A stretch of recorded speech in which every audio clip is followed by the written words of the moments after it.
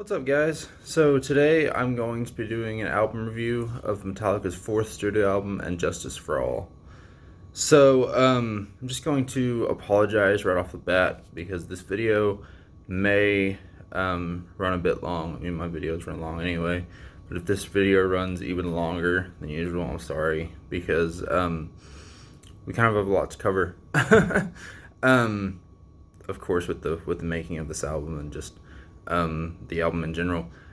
First off, on a personal note, I kind of told you guys when I read the Lightning review that I just started school back up again, so it may conflict with the consistency of in which I make my videos. It's been a while. It's been a month since I've made a video or something along those lines. And I'm still thinking about them, still want to do them. I'm just busy. So sorry about that, and thanks for sticking with me. On another note,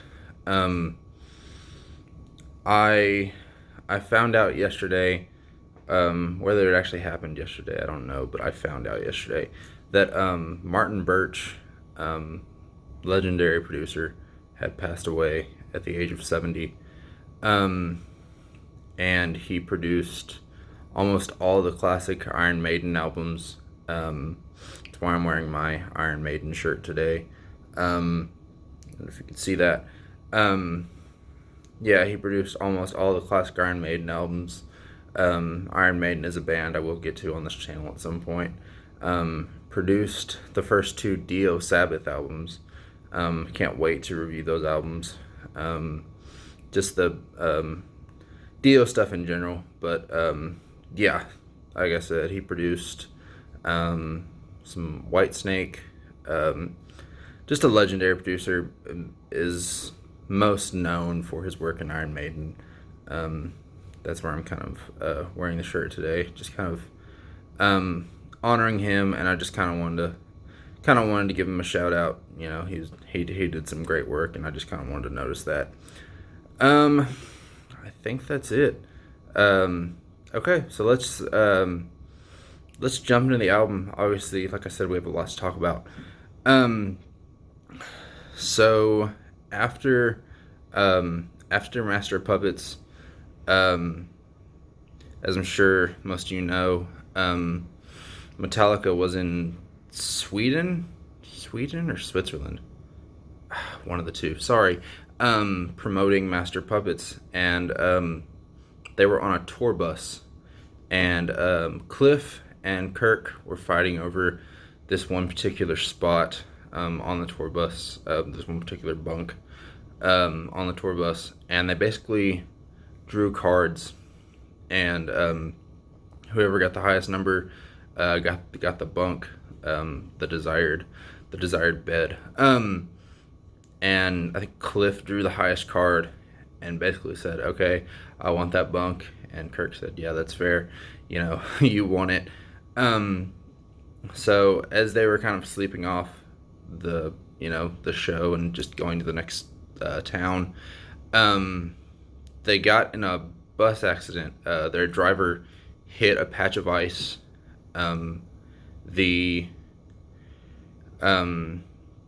Sorry, stuff is flashing across my screen. Yeah, they hit a patch of ice, and the bus flipped over, and everyone survived but Cliff. So they had to find a new bass player, obviously. I just want to take a quick side note. Sorry, like I said, this review may run longer. If it would have been the other way around, and Kirk would have died, but Cliff would have survived. I wondered to myself a lot, how we would remember Kirk, like what solos or just writing credits, what solos or writing credits Kirk would be remembered for. Obviously, like the Fade to Black solo and the bridge section in Creeping Death. I don't know, as a fan, as kind of a super nerd fan, whatever you want to call me, fan of Metallica, I just kind of wonder that if the roles were reversed, Like, what would we remember Kirk for? Um, Maybe comment down below, what's your favorite Kirk moments from the first three albums. Um, yeah. So yeah, it's something interesting to think about. Obviously, um, you know, I don't I don't wish bad on anybody. I for those who are misinterpreting my comments. I just wonder, um, if things were reversed, how would we remember Kirk, like we do Cliff today? So yeah, they had to find a new bass player because unfortunately Cliff had passed away, and they went with a guy by the name of Jason Newsted, who had played in a thrash metal band called Flotsam and Jetsam, and obviously one of the most interesting things about Jason is he played with a pick, and Cliff played with his fingers, which I always thought was very interesting. Why they decided to go um, to a guy who played with a pick as opposed to fingers, but you know, um, in the audition process, a good bass player is a good bass player, whether he plays with a pick or with his fingers, and I'm sure the guys in Metallica just, you know, thought that he just played well and gelled well with the band. So here we are. So one last thing before I get into the track listing is the direction of this album is quite interesting because I'm not exactly sure who had this idea, but this album is a lot more progressive. It's got a lot of time signature changes and just odd time signatures. So yeah, um, just to keep that in mind going forward when talking about this review. Like I said, I don't know whose idea it was, but this definitely sort of a shift in direction as far as just songwriting goes. Just they added that progressive nature to their songwriting, and it definitely makes for an exciting listen. So without further ado, let's just jump into the track listing. First song on the album is called Blackened, and the intro, like the very beginning before it hits into the main riff, Jason actually wrote that part. He actually wrote the main riff, and what you're hearing before the main riff actually hits in is the main riff kind of slowed down and played backwards. I guess they just thought that was an interesting, cool effect, and they were right. Makes for a very kind of eerie, but in a different way. And the main riff hits. The main riff is great. Not necessarily the most like complex thing, but it's great. It's just galloping fast. It's a really great riff. The lyrics are also very interesting. They're about kind of specifically about global warming and kind of how no one takes care of the earth. It took me when I was kind of like a high school kid getting into Metallica, and I heard like "See Our Mother Die." I was very kind of confused about what those lyrics meant. They're talking about Mother Earth, and how about like no one takes care of the earth like for the next generation, and people are just careless. The song can also just be about just kind of like not taking care of yourself, and just not looking after yourself, as you should. Um, there's a line in there that I can't think of it right now because I'm doing this on the spot, but it's um, gosh, there's a line about like um, I can't think of it right now. I'm sorry. But yeah, I mean, the song can be interpreted, you can be as specific about it as you want or kind of objective. It's just about like just kind of self-destructing, no pun intended. The lyrics are very, very good. And then Kirk's solo hits, and wow. The solo is absolutely amazing. I feel like I say this lately, but I really mean it with this solo. One of the best solos of Kirk's career. easily by far. It just like the solo keeps going and going, but it's not something that you grow tired of hearing. Like each section of the solo is just, I mean, it's just a new layer on top of the solo, and like you just wonder what's around the next turn of this guitar solo. I mean, I know I'm making it sound like so intense, but it really is. It's a great solo. It's a fantastic way to open up an album. Next song on the album is the title track, "And Justice for All," and this is where the first like progressive element kind of comes in. Um, he kind of James comes in with like a softer riff, and then the it's kind of I don't know who's playing it. Maybe it's Kirk. He's playing like a higher harmony of the same riff, just kind of in the intro, and yeah, it's the intro's pretty good. The lyrics are once again very interesting.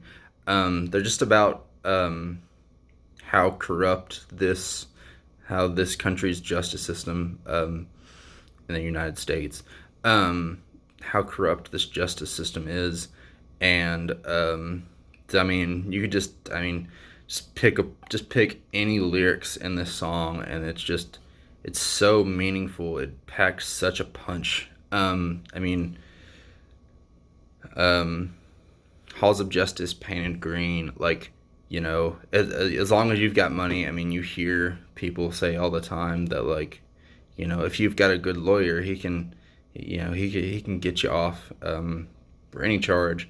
And I mean, just like I said, pick any lyrics in this song.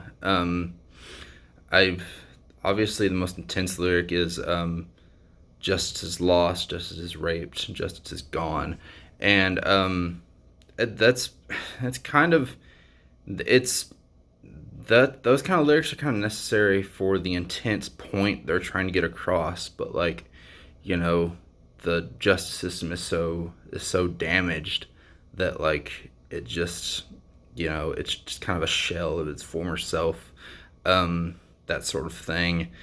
um the song itself goes on for a tad too long. It's just under 10 minutes. um the middle section is kind of it just kind of goes on for a bit too long. I mean, it's literally like a slowed down version of the intro, and it kind of takes a little bit to it. I've said this before about songs on like Master Puppets, like Disposable Heroes, like the fat could be trimmed from this song. It's definitely the same for this song. It's just a tad too long, and if it was just shorter, it would just be a better song, just a better listen. Um, but I mean, overall, it's a good song. I want to take this time to talk about two main points on the album when people talk about this album.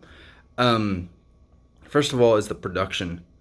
Um, the guitars are very bright, are very like forward, in your face. They're very. I mean, I know that sounds stupid, but like you're just gonna have to be able to listen to it to kind of understand what I mean. Hopefully you kind of interpreting what I mean. But the guitars themselves are very bright, very loud. I just think bright and forward in the mix is the right way to say that. And that brings me to and then the drums themselves are very loud and very bright and very forward in the mix. Um, which brings me to a problem that people have with the production of this album is the bass. The bass gets, you know, you've got bright drums and very forward guitars. Doesn't leave a lot of room for the bass to shine and for the bass to come out. And that's where the problem lies. And people just, people kind of pick at the production of this album, and just wish that you could hear the bass better. I'm sure you've heard all the jokes that like bass was never recorded for this album because you can't hear it because the guitars and the drums are so forward. So yeah, that brings me to my second point. Um, in my opinion, every album from here on out, Lars has had a very unique drum sound that at least has stuck out to me. Where people might like bring pick at the production. I don't mind it. It's not going to affect my listening. You know, it's not going to affect me listening to this album. It's just not. Lars's drums sound very. They just sound very like crisp and on point, and like I said, they're very forward. And I'll get to his drums obviously in later album reviews, but I mean, his drum sound is great here, on my opinion. And yeah, that's what I have to say about the production and the missing bass, because you talk about this album, you got to talk about it, right? All right. Next song on the album is called "Eye of the Beholder," and once again, a very, very interesting song lyrically. It's kind of talking about how freedom is kind of in the eye of the beholder. Are you ever truly free? It's not really. You could kind of call this a conspiracy theory type of song, but it's still. I mean, it's a very, very good song lyrically. You can do it your own way if it's done just how I say. Like the lyrics on the song are very good, and they definitely make you think just about society and you as an individual and how you fit into that society. Lyrically, it's a really good song. Yeah, and that's what shines to me on this song. I mean, instrumentally, it's pretty good, but I freaking love the lyrics on this song, guys. The next song on the album is called "One," and this kind of follows the trends of the quote unquote ballads of the album, and this is based off of a movie called Johnny Got His Gun. I believe that's what the movie's called. And it's basically about how a soldier has come back from home, and he is just injured like beyond horrible belief. He doesn't have any arms, he doesn't have any legs, and basically this entire song is like his inner thoughts of the aftermath, and just everything he's thinking, like surely this isn't real because this feels like a nightmare. The lyrics are very, very descriptive. They're handled very well. I mean, you get a sense, you get a good sense of like everything that the soldier is thinking. It's very, very dark, but it's very, very well written. And I don't normally talk about the music videos of these songs, but I mean, just there's listening to the studio version of this song, and then there's listening to the music video version of the song, because they take clips of the movie and kind of play them throughout the music video.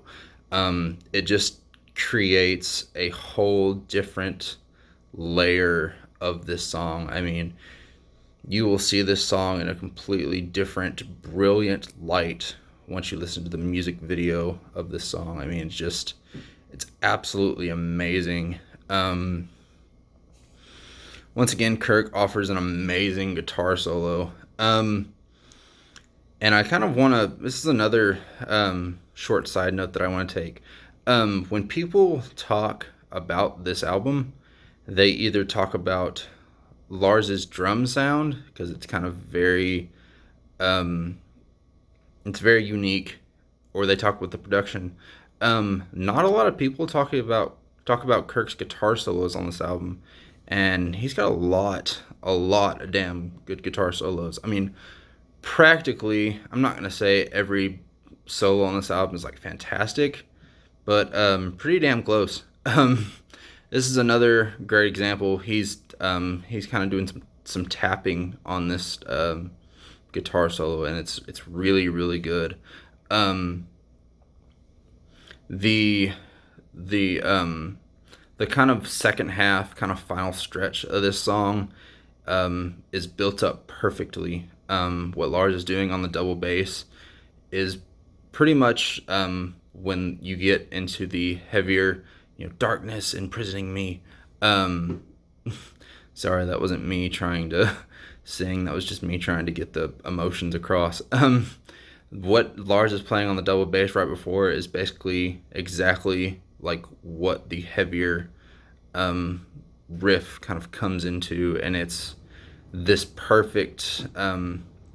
It's like the perfect kind of second half um, to this song, and once again the outro of kind of Metallica's ballads on the first four albums, album 2, 3, and 4, because it's not really a ballad on Kill 'Em All. Um, the outro, like the last minute and a half of the song, is just brilliant. I love it. It's just all the changes and all the craziness. It's just perfect. And then the song itself, obviously, this is just a brilliant production choice. But the song itself just kind of ends. It doesn't fade out. It doesn't draw it out. With this song, the drums are going. Lars is just kind of hitting the snare, and then the guitars are going crazy, and it just ends. It takes you, the song itself. I mean, it's like riding a roller coaster. I hate to sound just pretty sure that that comparison's, it's just so cliche at this point, but at this moment that's kind of what I feel like using. It's just kind of takes you, it's like, going up to the top of the mountain and then kind of going straight down, and all the loops and turns and this and that and going upside down, and then it just ends. It's just like it ends, and at the end of the song you're just like, wow, like that was one hell of an experience, and that's what I get when I listen to One. Next song on the album is called The Shortest Straw, and you kind of get the sense of the intro. This is kind of more of a straightforward type song with the riff and just kind of with the drum pattern. And it's still a pretty good song about just kind of pulling the shortest straw in life. You're being ostracized, and then calling out like discrimination and racism, and once again just kind of lyrics that make you think. Just very very deep lyrics. And then once again, Kirk offers another great solo. He does kind of some whammy bar stuff, which he doesn't really do a lot of. And then, I mean, you could just kind of say that he's just kind of running his fingers along the neck, but I still love this solo. It's really, really good. And once again, it's like I said, this is kind of, at least instrumentally, kind of more one of the straightforward songs on the record, but still a great song and a song that I love and go back to. Alright, so next song on the album is called Harvester of Sorrow, and this definitely kind of slows things down, sort of mid-paced, and people kind of point to this as kind of,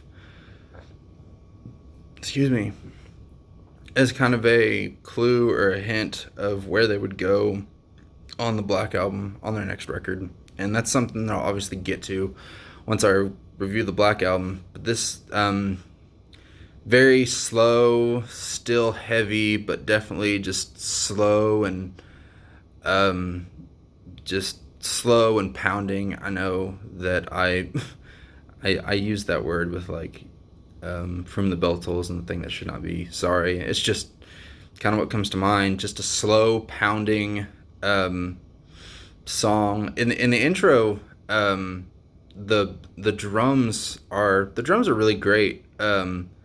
You know, after the like soft part and then the heavier main riff kicks in.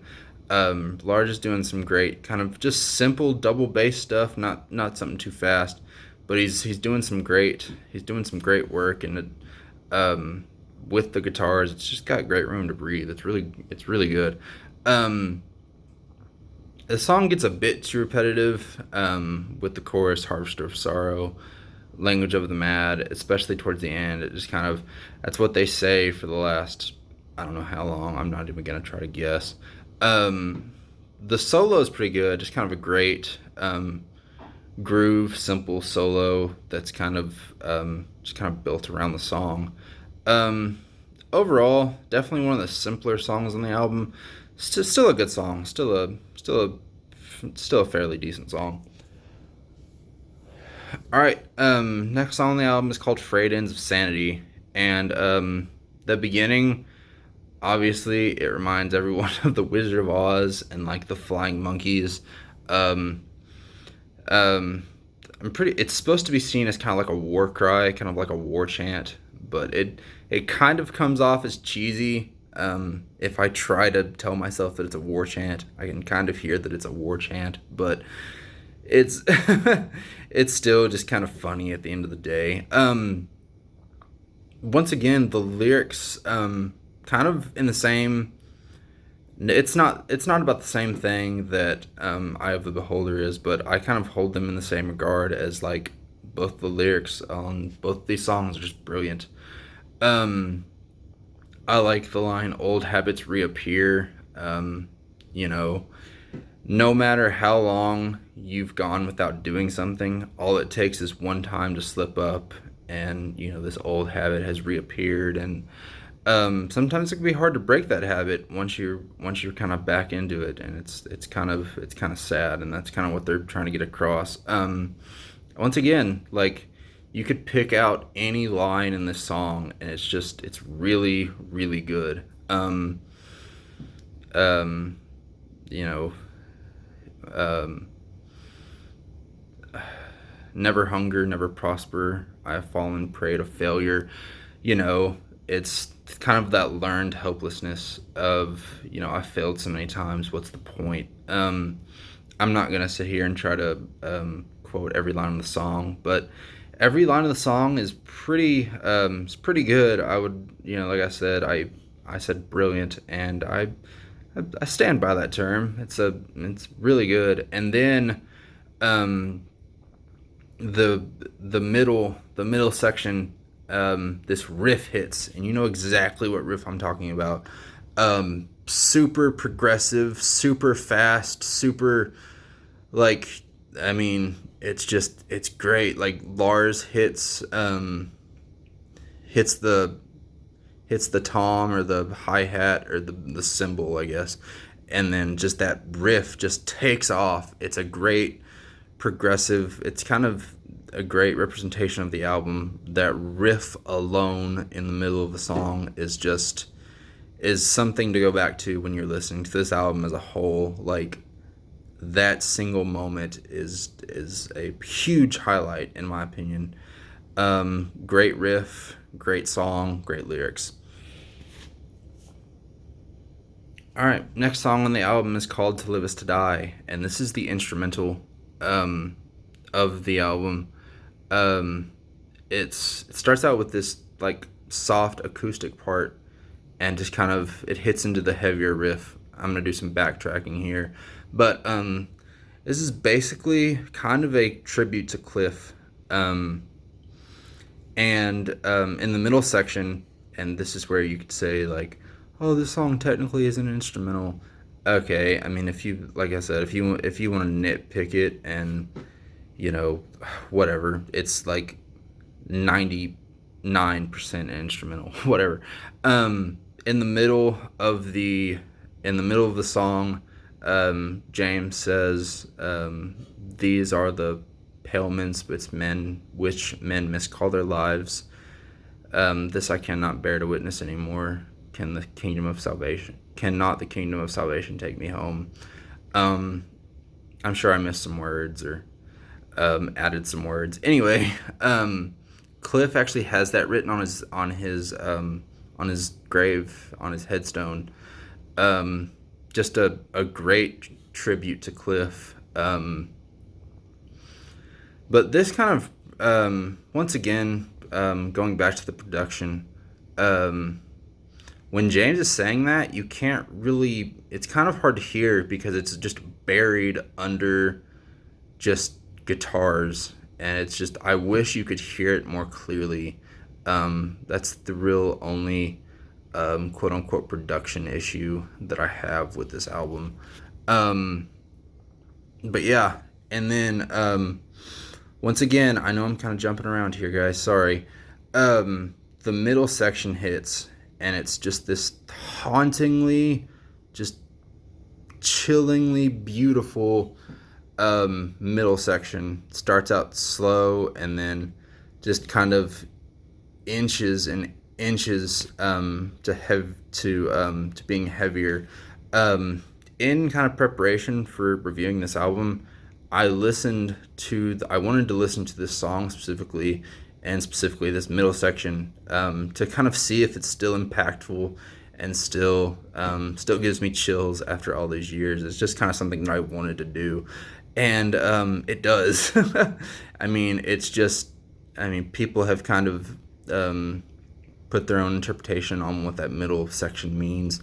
But I mean, it's, however you want to interpret it, just that alone, and kind of knowing that it's a tribute to Cliff, a man that was taken too soon, just too soon and just so unexpectedly. You know, he didn't slowly die, and his bandmates got to say goodbye to him. It was a sudden death, and it was just very tragic. And this song is not only a tribute, but just a way for them to just kind of vent their sadness, and you can definitely hear that in this song. Just a fantastic song. All right, next song on the album is the last song on the album, and it's called Dyers Eve. Kind of going in vein of their last album, kind of ending on a super fast, super impactful note. The intro before the special part happens is really good, and then Lars. I'm sorry, that doesn't happen until the verses, the double bass. Sorry, guys. Yeah, the intro. Let's just take this one step at a time. Let's slow down a little bit. The intro is really good. Just the riff is really good, really just intricate and kind of all over the place. And then the verse hits, what I got to earlier, and then Lars is doing some great double bass. I mean, his feet are just going 100 miles an hour during these verses, and you can hear it because the guitars are just kind of like in the verses.